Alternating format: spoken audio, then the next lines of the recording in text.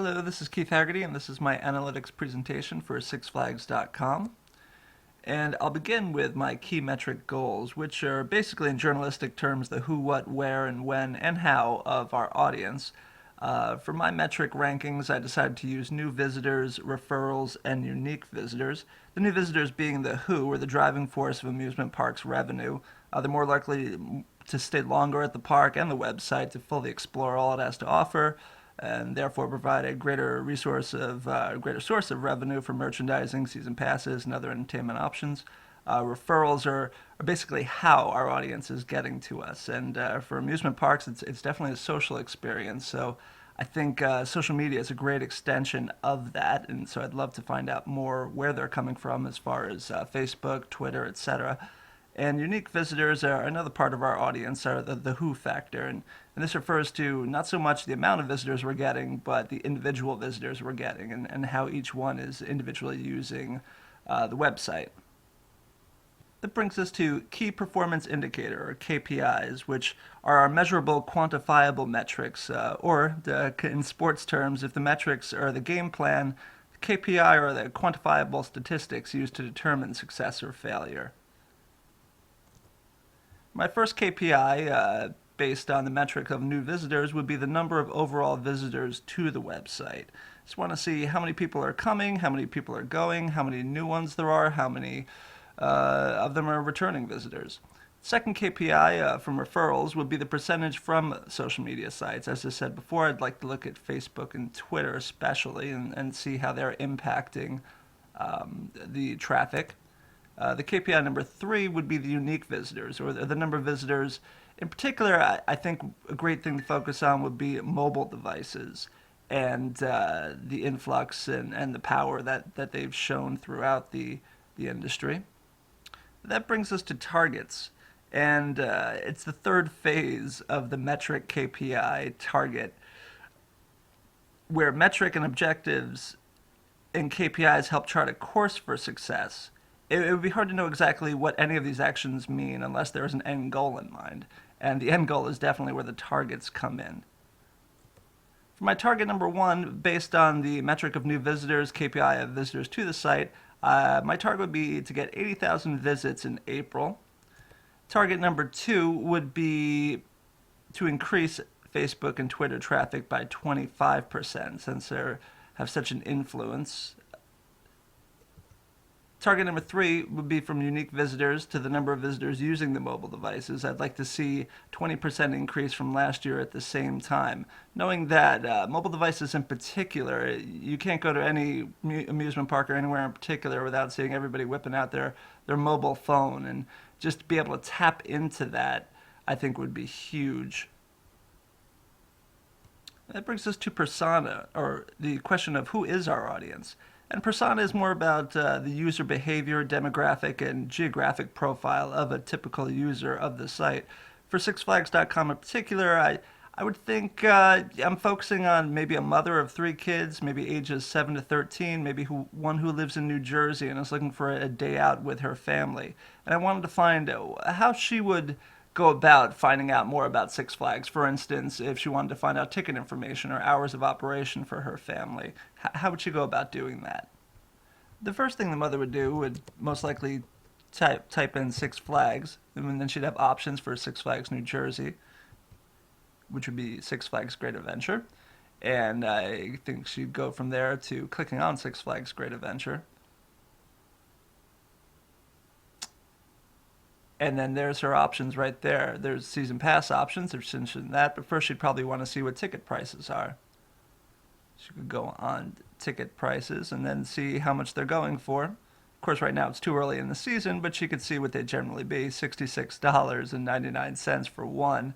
She also has 3 children, so if they're shorter than 54 inches, she get a little bit of a discount there. But she might also realize that full-price tickets maybe aren't her best option. Maybe she'd like to return again, in which case she might see that for $74.99, for only about $5 more, she could also get a season pass for each of her kids. And then she might go over to park hours of operation, and there she goes. And she can go month by month and figure out her plan that she'd like to do for the next several months, and what works best for her schedule, and so on and so forth. Now that we know how a typical persona would use the website and how they get to the website most likely, we then need to know what do we do with this information. If we know who our audience is, or at least have an idea who our audience is, and we have an idea of how they're getting there, we don't have any hard facts to back this up. And this is where our web analytic tools come into place. For the three web analytic tools I chose, it was Google Analytics, Chartbeat, and Omniture Site Catalyst. They seem to be three of the most prominent ones, so I thought they'd be good examples to compare and contrast. The first KPI I focused on was new visitors, or the number of visitors to the site, where I was shooting for 80,000 visits in April. For this, I chose Google Analytics. It's basically the grandfather of web analytics tools, but certainly not outdated and old-fashioned. Google Analytics is great for emphasizing organic visitors, so you know exactly who is visiting your site is a legitimate source. It's all in one, easy to use interface, allows it ease of ability to track visitor demographics and geographic locations, and best of all, it's free. And here we can see that it just gives you just a plethora of information right at your fingertips. So as far as new visitors go, we can get a good idea of who's coming to the site, where they're coming from. It's real simple to use. The only drawback would be that it's not real time, so you have to wait at least 24 hours for your results to show up, which, for the average business could be fine, but for a business like Six Flags Great Adventure, which is based on everything happening in the now, they might you want something a little quicker, a little bit of a quicker turnaround time. If we're looking for something with a quicker turnaround time, we'd probably look towards a couple of the other web analytics tools, such as Chartbeat. And one of the great things about Chartbeat is it's a wonderful tool for monitoring social media activity as it happens in real time.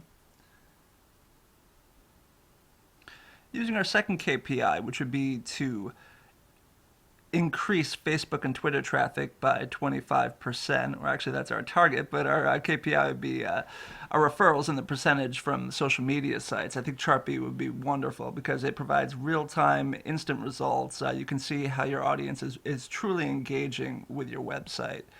For instance, we can see the number of users from social media sites who are currently using it, using this demo here. You can see immediate Twitter conversations that are going on about sixflags.com. You can tell where your top social sites are coming from. There's really an endless amount of information as far as social media activity goes, which just to have your finger on the pulse of it, I think it can only be a benefit for every single marketer, especially ones in an amusement park where things do change quite a bit. And weather is such a big indicator too, and such an X factor in these parks too. I think it's great to get a little bit ahead of the curve, find out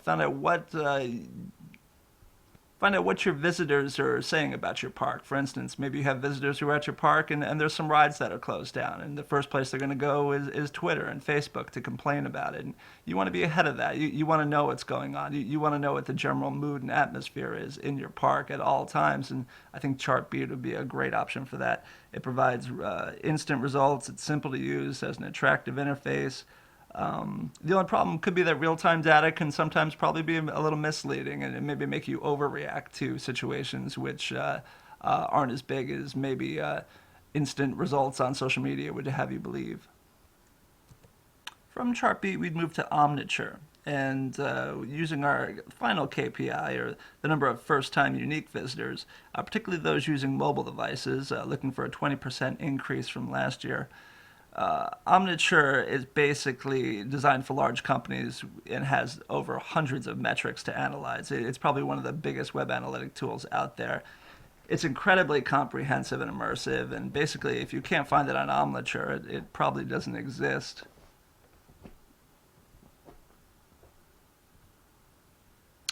Again, using our KPI of mobile device users, Omniture is wonderful for that.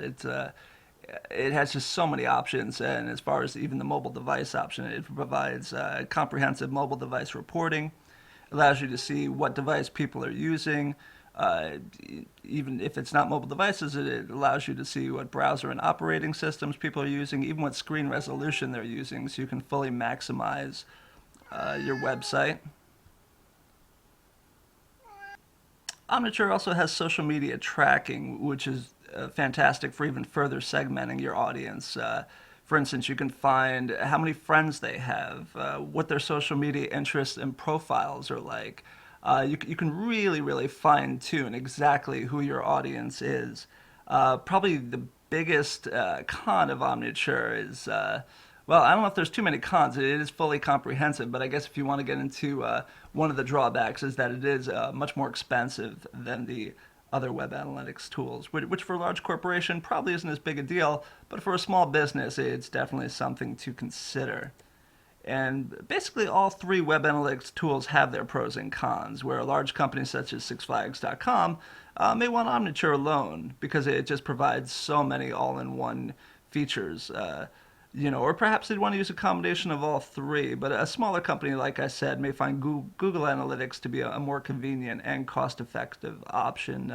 But no matter what tools are used, I think as long as the company's metrics, their key performance indicators, and their targets are sound and on point, how they get there isn't nearly as important. And whichever they use will certainly help them reach their bottom line.